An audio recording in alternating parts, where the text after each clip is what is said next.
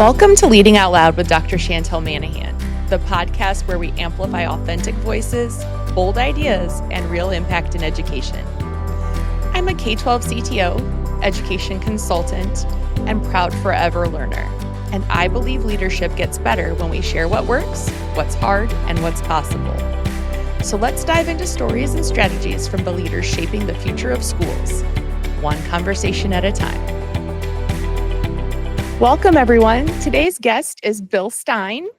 Bill is a veteran technology leader with over 34 years of experience and a passion for empowering educators through technology. As Director of Information Systems at MSD of Mount Vernon in Indiana, he leads with a mission to support the classroom teacher first. Bill is a certified educational technology leader, a national presenter, and the creator of cybershorts.org, where he transforms real-world cybersecurity events into engaging stories. He's also a former chair of the Indiana CTO Council, a frequent presenter at conferences like eith, COSIN, and HEC. On top of that, I'm honored to call him a longtime friend in EdTech leadership. So, welcome, Bill. You wear the title I want to say thank you for saying veteran leader instead of old. No, it's great to be here. Thank you for having me. Yeah, well, welcome again. And is there anything else you'd like to add about your background, Bill? I gave you kind of a nice intro there, but anything I missed?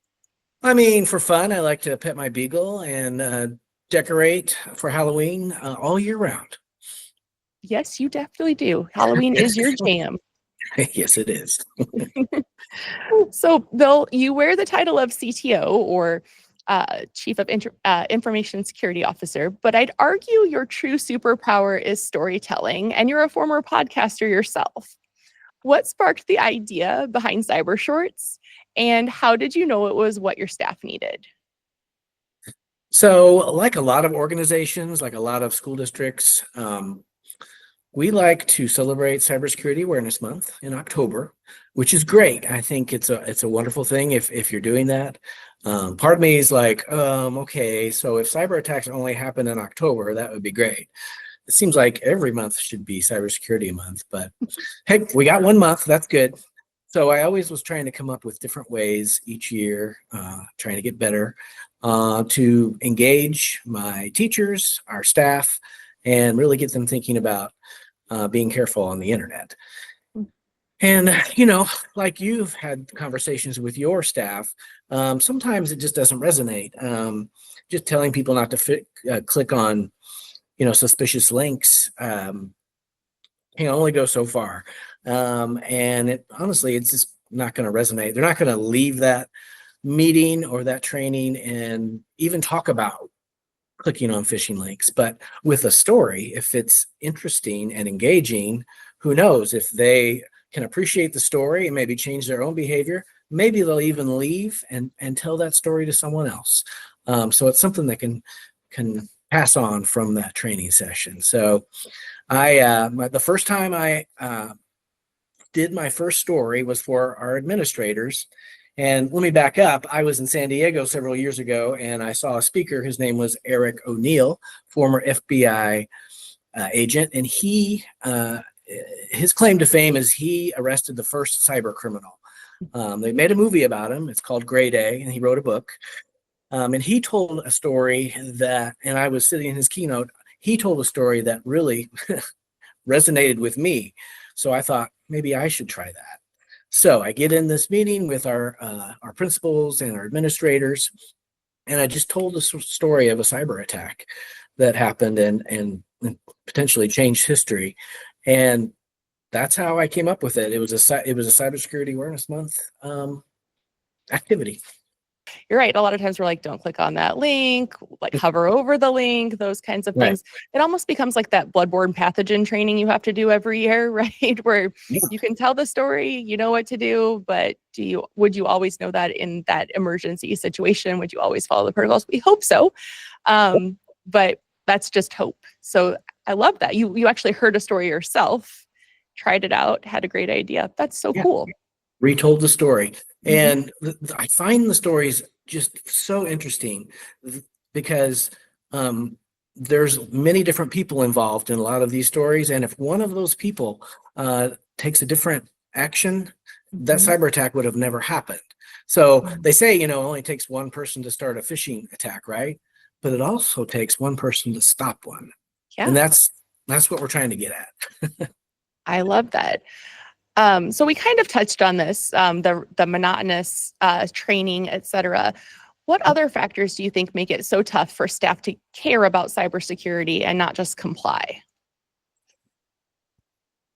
Well, I mean, teachers, especially teachers, they've got a lot of things to worry about, right? And this just seems like another technology thing to them. So my goal is to take the technology completely out of it, and tell a story that's just about behaviors, because cybersecurity awareness is not, it shouldn't be a technology thing. It's a people thing. And the fact that IT departments are in charge of cybersecurity awareness, I find hilarious. Because we're nerds. Like, we're the Mhm. last people you want changing people's behaviors, right? We'll all be nerds Not together. right. But anyway, I digress. It is what it is. It's our job. I've heard you say something along the lines of cybersecurity isn't a tech problem, it's a human one. You alluded to that when you were talking about, it's hilarious that we're the ones in charge of cybersecurity with all of our nerdiness. But what does that look like inside a real school building, if cybersecurity is a human problem and not a tech problem? So what we try to do in our district is create a culture of caring. And how do we do that? One of the ways we do that is training our tech people, who work with our teachers. So cybersecurity awareness isn't just my job; it's all of our jobs. So one simple thing you can do is, if a cyber attack has been reported to any of our tech people, the first thing that I have them do is just use these simple words: thank you for telling us, um, Mhm. and just making sure that the users know that there's a safe place for them to report tech problems, and it's never an inconvenience, or they're never going to be in trouble, for reporting something. So creating that culture of caring is very important. And the other thing is, um, never shaming anyone, for either making a mistake, or reporting a problem that wasn't really a problem. And the other piece is, and I feel very strongly about this, is not, punishing people for failing phishing tests. When I say punishing people, making them take training, right? So if we say that human error, like, is not a natural thing that happens, like, why are we punishing people for failing a phishing test?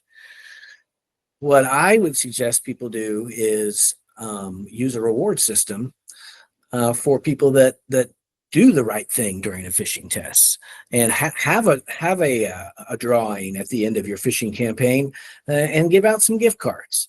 And if you don't have money for gift cards, call some vendors up. I'm sure they would be glad to provide some gift cards or other items, just to make it fun. So creating a culture of caring and making it fun. Yeah, you said two things here that really resonate with me, Bill. One is that not shaming people when they do fail the phishing test or when they report something that isn't actually a problem. I say the same thing to my staff all the time, that I would rather you report 1 million false positives that I have to investigate than for you to not feel like you can report something that you don't feel is right. And I'd happily investigate anything you think doesn't seem right.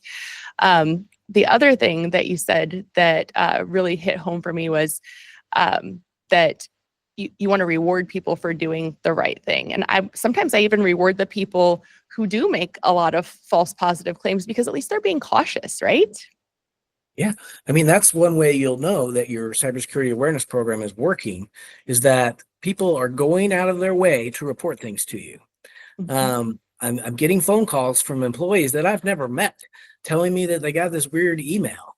Turned out it was nothing, but that wouldn't have happened before. Mhm. So that's one way you can really kind of like, oh, I'm changing behaviors. Yeah, Yeah. that's awesome. So you've been telling your stories, your cyber shorts to your staff, to other tech directors. You have a website where people can go because you can't always be there to tell the stories. What's one story that you tell that always stops people mid-scroll or mid-sip of coffee? It really makes them pay attention. And why do you think that particular story hits home? Well, I would have to say that's the first one that I did. Implications, and if you go to my website, cybershorts.org, you can watch that first story. It's all the way at the bottom. The newest ones are at the top. It had the impact that this cyber attack had. It was, worldwide, and the fact that it started through an email message that was forwarded several times is just an incredible example of the simplicity of this attack, and the ramifications were just mind-blowing. Like, I still find it so interesting. I encourage you to go watch that. There's a little bit of politics in it, but the story is told in a way that we're not taking any sides. Sure. I mean, and we hear about those like political cyber events. We've heard about them fairly often the last couple of election cycles. So I don't think that's going to stop happening because cybersecurity affects everyone. I mean, from school districts to the federal government to international trade, right? Yeah. Don't get me started on deep fakes. Yeah, Those are really getting bad. So, Bill, for leaders who are feeling stuck, people like us who it's our job, we have to do the cybersecurity training, maybe they're not ready to go tell stories. What's your go-to move that they can start with for making cybersecurity actually matter to staff as they build up their ability to make it more human? How should they start? Well, I think starting with cybersecurity awareness is key. I think a lot of times cybersecurity awareness gets thrown to the side, and we're gonna deal with the firewalls, and we're gonna deal with all the other tools that are available.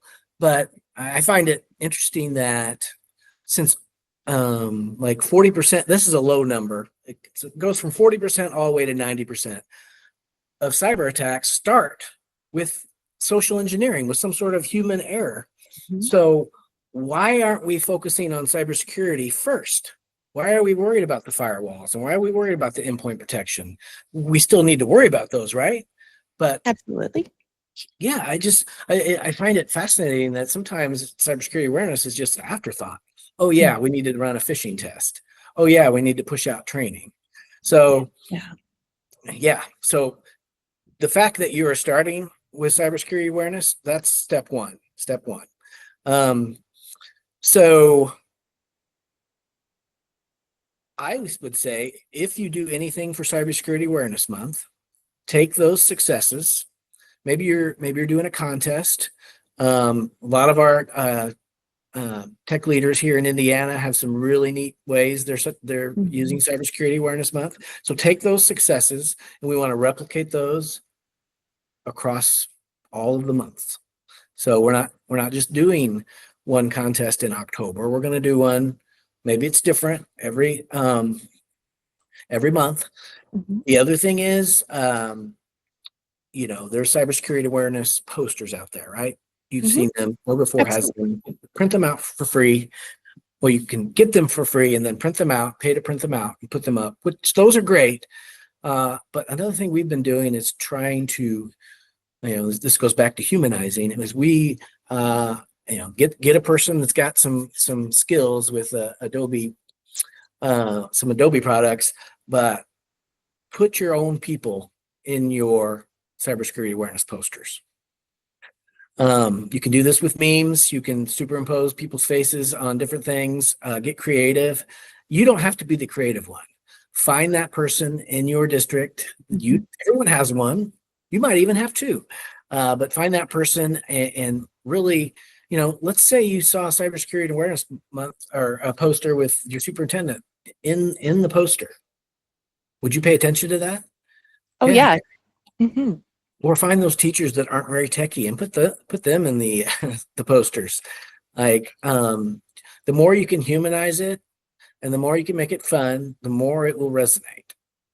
Yeah, and even better if that person who has those skills isn't in the technology staff, right? Because now you're, breaking down silos between departments or buildings, and you're getting more people involved, like at the start, at the very beginning of the training. Absolutely. Getting those people that aren't, okay, use your custodial staff, because cybersecurity awareness is it's not just a work problem. I was at a conference a couple weeks ago. Shawnee Delaney was the keynote. She's former government employee, worked for the Defense Intelligence Agency. And she says your cybersecurity awareness starts at home. So yeah, and you bring what you do at home, bring it into your organization, because what are you going to do with your home? You're going to like do the best you can, right? Well, bring that into your organization. I love that. That makes so much sense, right? And part of the training, maybe, if people don't have great cyber hygiene already, or they're not really aware of their cybersecurity risks, then they can take that home to their families as well. So you're like continually building out that capacity, as students, staff, and community. I love that. One thing we also did is I saw your t-shirt thing you're doing, which is, I think it's awesome. But we did a thing. It was during Cybersecurity Awareness Month. It's called Two-Factor Tuesday, right? I was going to do Multi-Factor Monday, but who wants to deal with that on a Monday, right? Yeah. So, Good call. Two-Factor Tuesday. And what did I do? Okay, I ran a contest, and I said, if you fill out this Google form, of course, we're trusting them that they did this. Fill out this Google form, and if you say, I turn on two-factor authentication on my Facebook account, if you fill out that Google form, you hit submit, your name's going to go into a drawing. I got 88 people to turn on two-factor authentication on their Facebook account. I think there was 60 that did Instagram. There was different levels. I think there's LinkedIn was in there as well. So right there, we're increasing people's security, not just in the organization, at home. And what did they do? They probably, if maybe they won a gift card and they went home and said, I want a gift card for turning on two-factor authentication on my Facebook account. And whoever they're talking to is like, how you do that? Well, here, let me show you. I love that. So you're talking about a lot of humanizing means for cybersecurity, and it can feel scary. It can feel overwhelming. I mean, sometimes, let's face it, it's scary and overwhelming to us, and it's directly something we deal with every day. What are some ways we can flip that script so staff see it as something they can own and feel good about? I love the Two-Factor Tuesday. And the ownership there. I love, you've already shared like the example of getting someone involved who maybe has those great Photoshop skills. How else are you seeing staff really own and feel good about cybersecurity? Celebrating people who do the right thing. The other thing we're doing is we are, I'm sure some people have an employee of the month program in their district or a teacher of the month. We have a cybersecurity awareness person of the month. And what we do is we collect names of people that maybe they picked up the phone and they called me. Maybe they like asked the principal what my cell phone number and they called me to tell me that they got a weird email.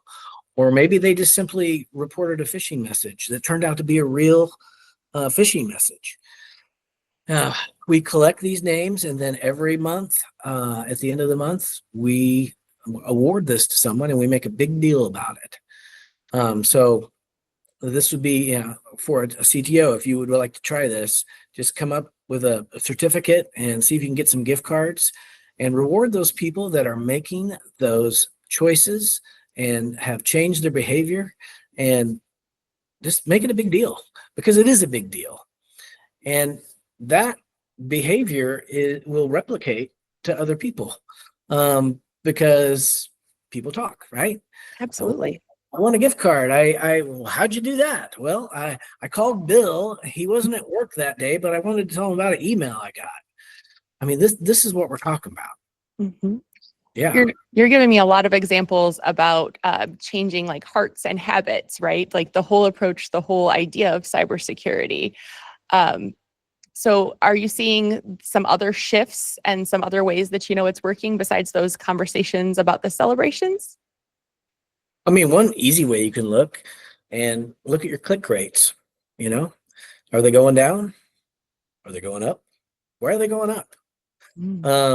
So yeah, that's one way. And again, just observing people's behaviors, having conversations with administrators and staff. I think the stat I saw was that if organizations that talk about cybersecurity on a regular basis are 30% less likely to be the victim of a cyber attack. So right there, just talking. Sometimes I stand up in the meeting to say cybersecurity, and I sit back down. There, I did it. But you can really lower attack rates by talking about it regularly, not just in the month of October, the most wonderful month of the year. I mean, you love Halloween and Cybersecurity Awareness Month, so it really is it's your Super Bowl, right? All month long. It is. It happens every year. All right, it's magic wand time now. What's one non-tech strategy you wish every district would start doing tomorrow related to cybersecurity? I would just have to go back to that culture piece. Culture is not tech related. Creating a open and welcoming ecosystem when it comes to reporting, because what happens if you accidentally clicked on something and you're like, oh gosh, what do I do? You know, I can report it, but if I report it, what's going to happen to me? Am I going to get in trouble? Am I going to get fired? Or maybe I choose to not do anything, and which is the worst thing, right? We want them to report. If they don't do anything, I'm just going to wait and see what happens. All right. So we really want to get to a point where people feel comfortable. There's a culture and they feel comfortable reporting problems, reporting phishing attacks or clicking or whatever they did. We want to create that culture where it's going to be okay. This is a human business. This awareness piece is a human business. We just want you to tell us what happened, because a cyber attack, as you know, Chantell, it's kind of like when they say people are having a stroke. Every second matters. The sooner we know someone's having a stroke, the better. They're going to recover faster, hopefully. Same thing with cyber attack. We've got to know about it sooner rather than later. So just creating that welcoming culture is what you would do. We know that like any good pieces of culture, including cybersecurity awareness, that cyber hygiene needs to start at the top. And really that's even like more than the top, like in our role as the director of technology or information systems or the CTO. Do you have any examples of what visible leadership looks like, maybe from a superintendent or an assistant superintendent when it comes to cybersecurity? Making sure that those leaders have a seat at the table. We have a cybersecurity task force in our district.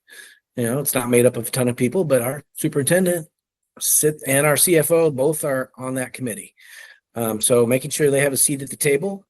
I would say, making sure they understand. So talking about technical things sometimes, depending on who you're talking to, can be a little overwhelming for that person. So, knowing when to use the short version, like just, keep it short. Like, here's what could happen. Here's why. Here's how we can avoid it or hope to avoid it. Working with your leaders, keeping it short when you need to, I think is critical. And then going through exercises. I think, our friend Nick Williams is doing a lot of that in his district, with going through, an exercise. If a real cyber attack was happening, who does what and what do we do?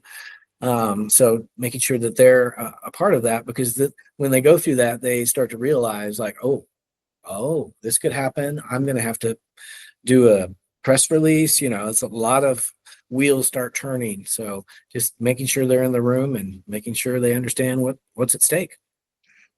Yeah, great. Bill, that reminds me of something we both really believe in strongly. And it's like, right, that 360-degree leadership from the John Maxwell book, something we really take to heart. And like Sure. leading up to our superintendents or our CFO, who you said, like, sometimes technical is not the best language to use. And that's a great example, like making sure that they know enough, that they know it's important, and they know enough that they can say something intelligent to someone else about it, and then refer them to you as the expert. Absolutely. Absolutely. Mhm. Yeah. And then there are probably non-tech leaders listening or in the room, and definitely in your district. How can Sure. they be cyber allies for us without having to learn those acronyms like MFA, SSO, EDR?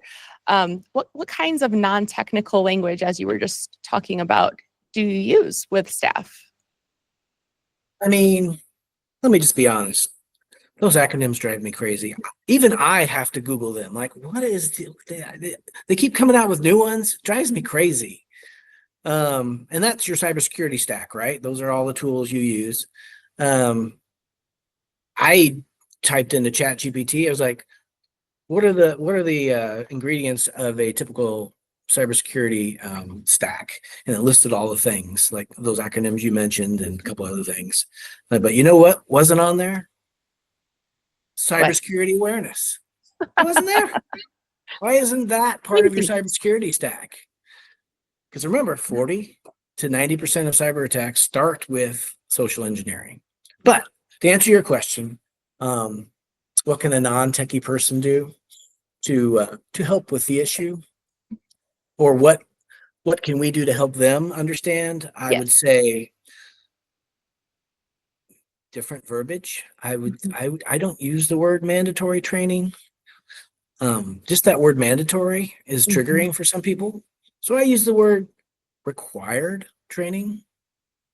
That's just a little bit less abrasive. And this kind of goes back to punishing people for failing phishing tests. Like, punishing people does not create a culture where people feel comfortable reporting cybersecurity issues. So again, creating that culture. But the other thing you can do is power prompts.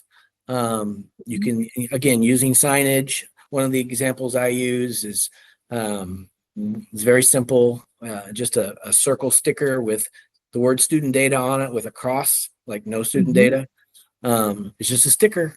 I had them made, and we put them on our trash cans in our classrooms because we don't want to throw away student data. We want to properly dispose of it. So using those power prompts, putting them in places. I think there's another power prompt that I liked. It had to do with coffee and passwords. Oh, make your passwords strong like this coffee. You just put that right up by the coffee pot. So using that signage, and again, it's going back to marketing. Cybersecurity awareness is marketing and behavior, and to me, it's and storytelling. If you can like really work on those three things, I think you will see your click rates go down, and I think people will be talking about cybersecurity awareness in a way that is just conversational. Like, hey, did you see Stein's got that contest going on? Just getting people to talk. The other thing we do is we run a contest with just a Google form. This is very simple things. Just a Google form with some cybersecurity questions that I just made up. I'm like, I can't think of the question, but all the answers had to do with cat videos. I tried to make it funny. And one of the teachers was like, had a problem with what the answer was because she got it wrong.